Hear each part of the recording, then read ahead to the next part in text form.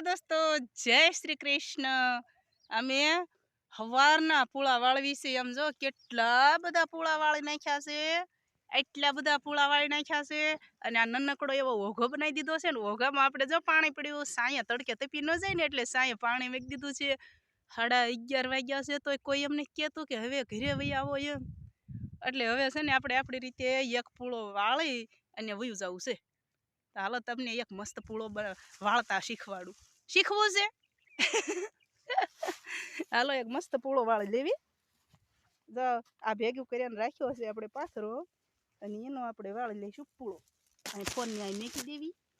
અને હવે આમાંથી 2 હળિયું લઈ લઈશું મસ્તીની લાંબી લાંબી. અહીં લાંબી હળિયું લઈ અને આમ પૂળાને પાથરાને બસમાં લઈ અને આમ કરી